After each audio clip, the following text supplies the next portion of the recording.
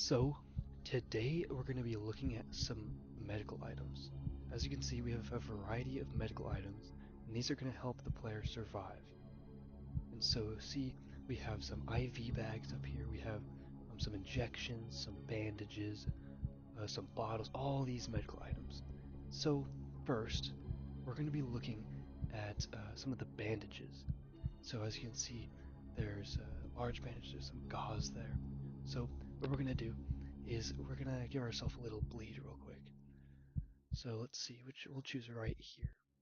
Okay, so now that we have a bleed, we're going to use a bandage on it. And as you can see, if we just left click, it applies a bandage to that area. So we're going to grab all these other bandages, and we're going to bandage ourselves up. And we're going to use all the gauze, we're going to use all the different types of gauzes and all the different types of bandages that we have, and we're going to see how they compare and how they work together and differently, the speeds that they heal. So as you can see, we're also going to be using the gauze. We have some gauze we can apply with some tape. We have some bandages.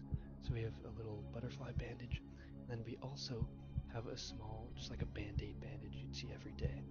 So as you can see, these ones up here are already healing. These ones, you can definitely see a difference. That one's already healed. Then the compression bandage, the elastic bandage is going.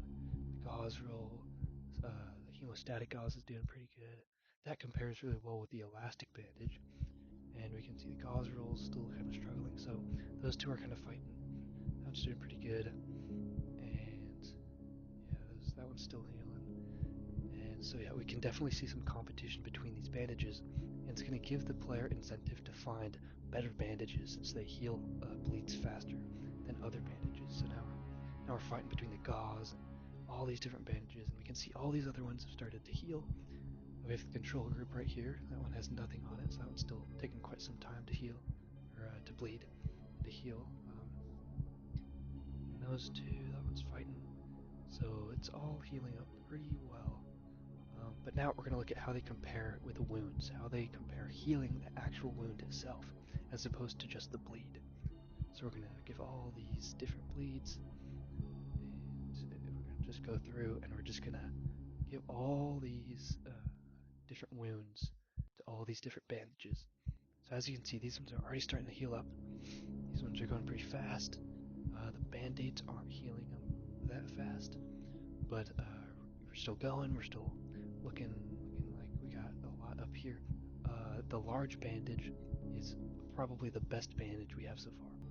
So if we were to rank it, I'd say we start with the small bandage as the least effective, then the butterfly bandage, then the gauze with the tape, then probably the regular gauze, then the elastic bandage, hemostatic gauze, compression bandage, and the large bandage. So that's all bleeding and healing major wounds. So we're just going to remove all these bandages. We kind of know how they work now, how they compare to bleeding and how they compare with wounds. And so now we're going to check out, we're going to use the rest of this tape, and we're going to check out some of the IV bags we have. And we're going to give ourselves a little transfusion right here with an IV bag full of blood. And as you can see, that transfers, you can't really see it up here, but if we stop all our bleeds, then we might be able to see some of that transfer. So now if we have no more bleeds, so as you can see, we're slowly gaining blood back with this blood transfusion. Now your body's naturally going to produce blood, but this is just a faster way to transfuse. We also have morphine drips, saline drips, and some antibiotic drips. As you can see, it's kind of clipping over there. It's something I need to fix. But morphine is going to help slow us down, kind of lower our heart rate, make sure we're not shaky while we're shooting. Saline is going to give us supporting fluids, which is basically an alternative blood. So if we put a little saline drip right there, then you can't quite see it here, but if we go up here, we can see that we're slowly getting supporting fluids.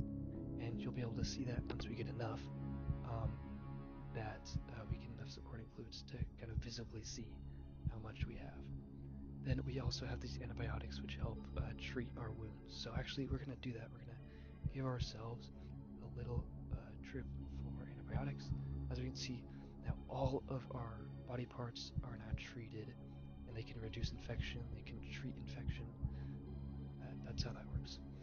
So then we also have water. So you can use water, you can simply drink it to reduce your thirst, but you can also use it to wash out wounds.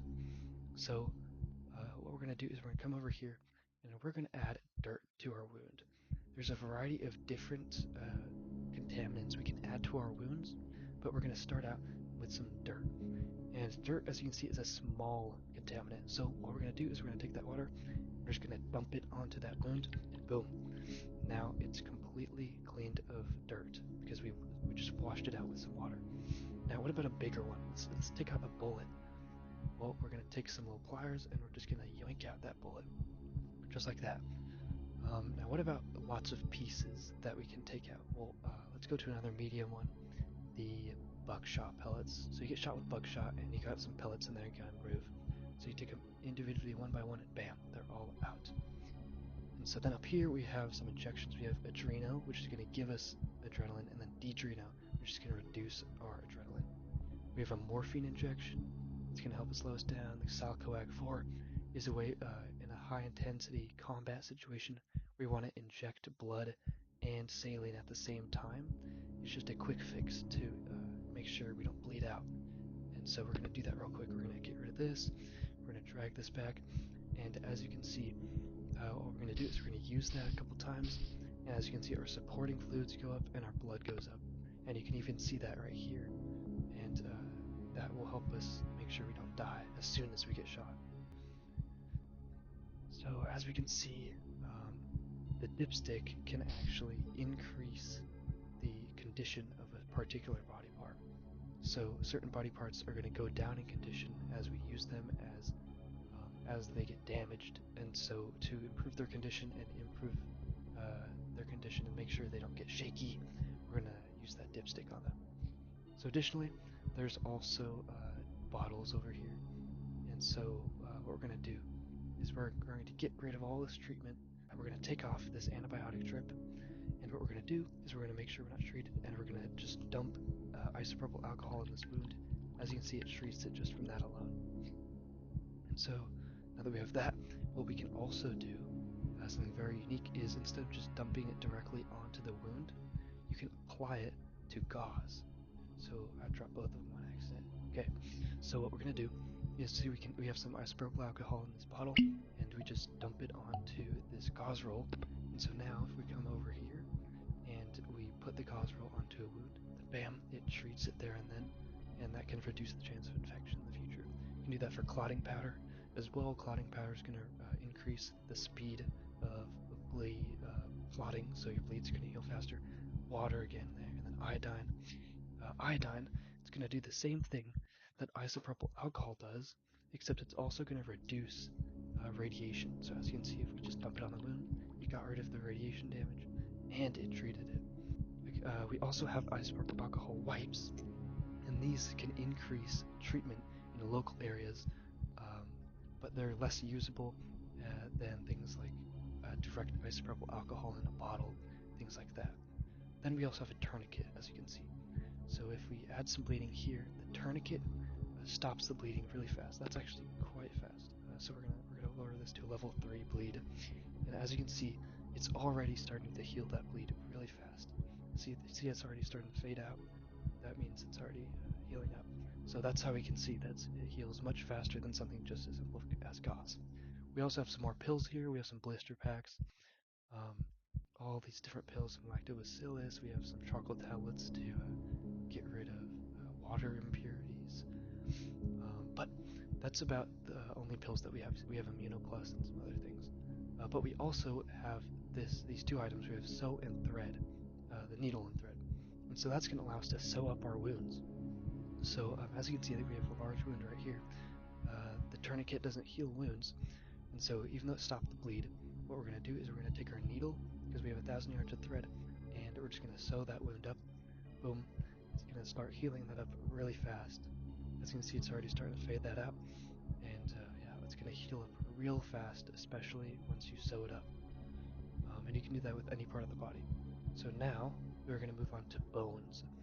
And so with your bones, it's a little unique. You can apply items directly to individual bones.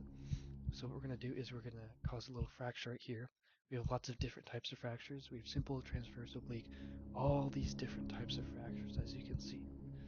And so we're going to go back to the simple fracture, and to fix that, what we're going to do is we're going to come back over to our inventory, and actually no, first we're going to cause a super high level bleed, or not a bleed, a break. And so we can apply a splint to that after we go to our inventory, and so you can apply this splint to individual bones, and you can target certain areas. You see, you can't put it on the hands, but you can put it on your arms, you can put it on the ulna, the radius, your femur. You can put it on specific parts um, and target those areas. And so what we can also do is, yeah, we can put there, and then if we come over, get a brace and splint. And so what we're going to do is we're going to come over here, and we're going to just put another splint there. And as you can see, we can put two on the same leg, but targets different bones. So one's going to target the tibia here, one's going to target the fibula. You can do two up here, the ulna, the radius, and you can really mix and match these different types of splints in certain areas. And so that's pretty cool. See, we can mix and match, and then we can do the same with braces. We can put two on one arm, we can put one on one area, and that just helps us heal specific bones faster than others. And so, as you can see, if we kind of do control groups here, then we're going to see which ones heal bones faster than others. So we're just going to drop those in, and as you can see, the splint is healing the fastest at the moment. So you can see that's already starting to fade out. That's healing up, and then they don't have too much of a difference, but that is about all the medical items there are on the surface level. However, we're going to look at some organ items. So we're going to come over here and we're going to grab an elastic bandage, and we can not just directly apply this bandage to certain parts of organs, because you can't wrap up your lungs if they get damaged. So what we're going to do is, again, we're going to fix this. We're going to actually do it in our lungs this time. We're going to roll up this bandage, and then we're just going to stick it there, and see it's applied there, and it's going to start healing up that bleed just like it would like any other. So yeah, we have all these splints, we have some organ items, all these are kind of healing up. We have all these bandages we're looking at, and that's about all the medical items we have so far. Thank you for watching the video this far. I did not expect you to watch the entire thing, but if you did, I'm very grateful. I would appreciate it if you liked, subscribed, and shared this with your friends, family, other people who you think might enjoy it. And if you could support this project by joining our Discord, I would greatly appreciate it. Thank you.